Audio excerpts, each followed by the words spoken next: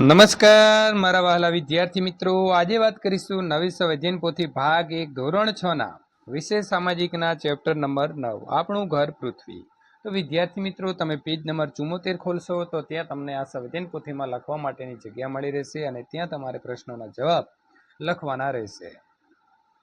તો હવે આપણે જોઈશું પ્રશ્ન નંબર 1। સાચો વિકલ્પ પસંદ કરીને લખવાનો છે। પહેલો પ્રશ્ન છે કે નીચેનામાંથી કયો ગ્રહ બાહ્ય ગ્રહ છે? તો સાચો જવાબ આવે છે ક, યુરેનસ। તો તમારે ક લખવાનું રહેશે બોક્સમાં। 180 અંશ રેખાંશ વૃત્ત કયા નામે ઓળખાય છે? તો આંતરરાષ્ટ્રીય દિનાંતર રેખા। 66.5 ઉત્તર અક્ષાંશથી 90 ઉત્તર અક્ષાંશ વચ્ચે કયો કટિબંધ આવેલો હોય છે? તો 90। સૂર્યના ક્રાંતિ વૃત્ત વિષુવવૃત્તને વર્ષમાં કેટલી વાર છેદે છે? તો 2 વખત। પૃથ્વી અને સૂર્યની વચ્ચે ચંદ્ર આવે તો કયું ગ્રહણ જોવા મળે છે? તો સૂર્યગ્રહણ જોવા મળે છે। પ્રશ્ન નંબર 6। તમે 23.5 ઉત્તર અક્ષાંશ વૃત્ત પાસે ઊભા છો અને ત્યાંથી પસાર થતું અક્ષાંશ કયું હશે? તો વિદ્યાર્થી મિત્રો, કર્કવૃત્ત। સાચો જવાબ અ લખીશું। તમે 23.5 દક્ષિણ અક્ષાંશથી 0 અક્ષાંશ પર પહોંચો છો તો ત્યાં કયો કટિબંધ આવેલો હશે? તો ઉષ્ણ કટિબંધ આવેલો હશે। તમે બ્રાઝિલ દેશમાં રહો છો અને તે સમયે ભારતમાં ઉનાળો હોય તો તમે ત્યાં કઈ ઋતુનો અનુભવ કરશો? તો ત્યાં પણ ઉનાળો હશે। કયા ગ્રહને પૃથ્વીનો જોડિયો ભાઈ કહે છે? તો શુક્ર। આપણા સૌરમંડળમાં કેટલા ગ્રહો છે? તો 8।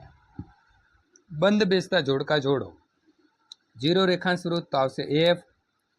ગ્રીનિચ રેખા। 66.5 ઉત્તર અક્ષાંશ તો આવશે ઉત્તર ધ્રુવ વૃત્ત। 180 રેખાંશ આવશે તો આવશે દિનાંતર રેખા। 0 અક્ષાંશ તો આવશે વિષુવવૃત્ત। 66.5 ઉત્તર અક્ષાંશ તો તેને કહીશું દક્ષિણ ધ્રુવ અને 90 ઉત્તર અક્ષાંશને આપણે કહીશું ઉત્તર ધ્રુવ। મને ઓળખો। મને સજીવોનો પાલક કહેવામાં આવે છે તો સૂર્ય। હું સૌર પરિવારનો સૌથી મોટો ગ્રહ છું તો ગુરુ। હું હંમેશા એક જ દિશામાં અને એક જ સ્થળે દેખાતો તારો છું તો ધ્રુવનો તારો। હું ઇંગ્લેન્ડના ગ્રીનિચ શહેર પરથી પસાર થતી રેખા છું તો ગ્રીનિચ રેખા। હું પૃથ્વીની આસપાસ ફરું છું તો ચંદ્ર। પ્રશ્ન નંબર 3, ખાલી જગ્યા પૂરો। આજે આપણે જીપીએસ એટલે કે ગ્લોબલ પોઝિશનિંગ સિસ્ટમ દ્વારા જે તે સ્થળના અક્ષાંશ અને રેખાંશ જાણી શકીએ છીએ। પૃથ્વીના ગોળા ઉપર દોરેલી આડી કાલ્પનિક રેખાને અક્ષાંશ કહે છે। 90 અંશ દક્ષિણ અક્ષાંશ એ દક્ષિણ ધ્રુવ વૃત્તના નામે ઓળખાય છે। સૂર્યની 23.5 ઉત્તર અક્ષાંશથી 23.5 દક્ષિણ અક્ષાંશ સુધીની જે ગતિ છે તેને અયન કહેવાય છે। પૃથ્વીના સૂર્યની આસપાસ ફરવાના માર્ગને પરિક્રમણ કહે છે। પ્રશ્ન નંબર 4, નીચેના પ્રશ્નોના ઉત્તર 2-3 વાક્યની અંદર લખો। પૃથ્વીના તાપમાન, પ્રકાશ, ગરમી અને ઠંડીના આધારે પડતા ભાગને શું કહે છે? તો પૃથ્વીના તાપમાન, પ્રકાશ અને ગરમી તથા ઠંડીના આધારે પડતા ભાગને કટિબંધો કહે છે।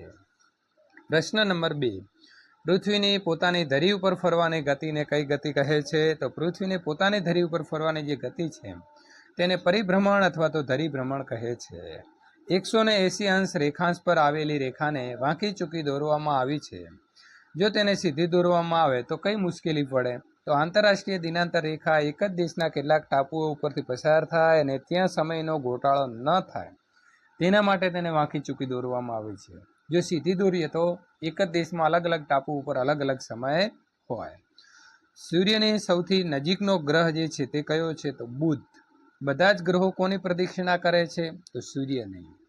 જાણીતા નક્ષત્રો કુલ સંખ્યા કેટલી છે? તો 27। બુધને આંતરિક ગ્રહ શા માટે કહેવાય છે?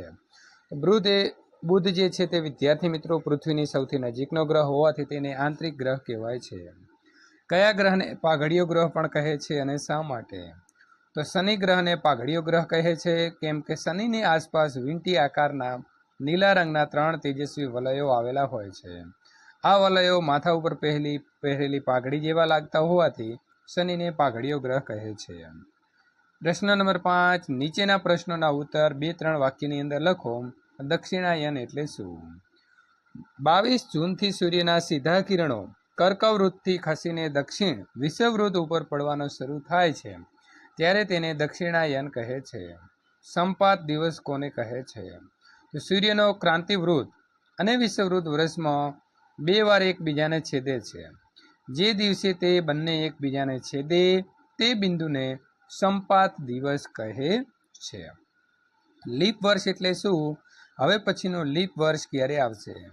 પૃથ્વીનું એક વર્ષ એટલે 365 દિવસ અને 6 કલાક થાય, પણ 6 કલાક એટલે કે ચોથા ભાગની ગણતરી કરવાનું અગવડ ભર્યું હોવાથી 365 દિવસોએ વર્ષ પૂરું કરવામાં આવે છે.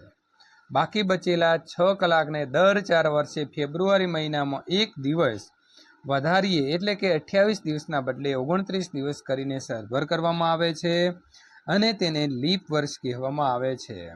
હવે પછી એટલે કે 2024 લીપ વર્ષ હતું અને હવે 4 વર્ષ પછી 2028 લીપ વર્ષ આવશે. જો પૃથ્વી સૂર્યની આસપાસ ન ફરે તો શું થાય? તો જો પૃથ્વી સૂર્યની આસપાસ ન ફરે તો દિવસ રાત ન થાય, તેમજ ઋતુઓ ન આવે. જે ભાગમાં સૂર્ય છે ત્યાં સતત દિવસ અને તેની વિરુદ્ધ સતત રાત એટલે કે અંધારું રહ્યા કરે. પૃથ્વી ઉપર જે જીવસૃષ્ટિ છે એ જીવસૃષ્ટિ ન થાત. વિધાનનું કારણ આપો. દર પૂનમે ચંદ્રગ્રહણ થતું નથી, તો ચંદ્રને સૂર્ય તરફથી પ્રકાશ મળે છે, તેથી ચંદ્ર તરફ જતા સૂર્યના કિરણોથી વચ્ચે પૃથ્વીનો અવરોધ આવે એટલે કે ચંદ્રના એટલા ભાગની અંદર અંધકાર રહે છે. પૃથ્વીના એટલા ભાગને પડછાયો ચંદ્ર ઉપર પડે છે. ચંદ્રનો આ ભાગ આપણને દેખાય નહીં, જેને ચંદ્રગ્રહણ કહેવામાં આવે છે. આ ઘટના પૂનમની રાતે થાય છે. દર અમાસે ચંદ્રગ્રહણ થતું નથી. તો ચંદ્ર એ પૃથ્વીની વધુ નજીક છે અને તે પૃથ્વીની આસપાસ ફરે છે. ક્યારેક તે ફરતી વખતે સૂર્ય અને પૃથ્વીની વચ્ચે ક્યારેક આવી જાય છે. આ વખતે ચંદ્રના અંતરાયથી સૂર્ય દેખાતો બંધ થાય છે અને આ ઘટનાને ચંદ્રગ્રહણ કહે છે. ચંદ્ર સૂર્ય કરતાં નાનો હોવાથી તેને સંપૂર્ણ ઢાંકી શકતો નથી. આ કારણે આખી દુનિયાની અંદર સૂર્યગ્રહણ એક સાથે જોઈ શકાતું નથી. સૂર્યગ્રહણ અમાસે થાય છે, પરંતુ દર અમાસે આ ઘટના બનતી નથી. ઉલ્કાને આપણે ખરતો તારો પણ કહીએ છીએ.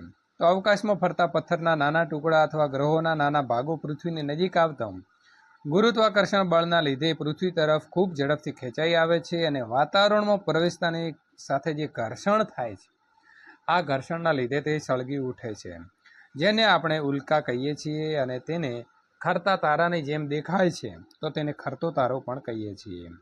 આકૃતિ દોરી નામ નિર્દેશન કરો. તો વિદ્યાર્થી મિત્રો, અહીં આપણે બંને આકૃતિઓ દોરી દીધી છે. તમારી આકૃતિઓ આપેલી છે, એમાંથી જ જોઈ અને તમે દોરી શકો છો.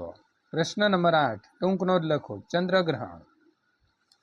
ચંદ્રને સૂર્ય તરફથી પ્રકાશ મળે છે, તેથી ચંદ્ર તરફ જતા સૂર્યના કિરણોથી વચ્ચે પૃથ્વીનો અવરોધ આવે એટલે કે ચંદ્રના એટલા ભાગમાં અંધકાર રહે છે. પૃથ્વીના એટલા ભાગને પડછાયો ચંદ્ર ઉપર પડે છે.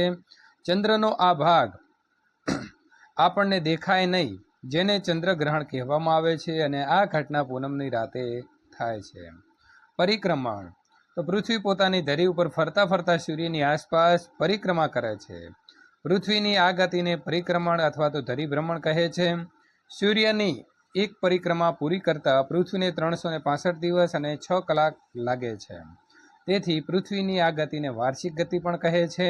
આ સમયગાળાને એક વર્ષ પણ કહેવામાં આવે છે.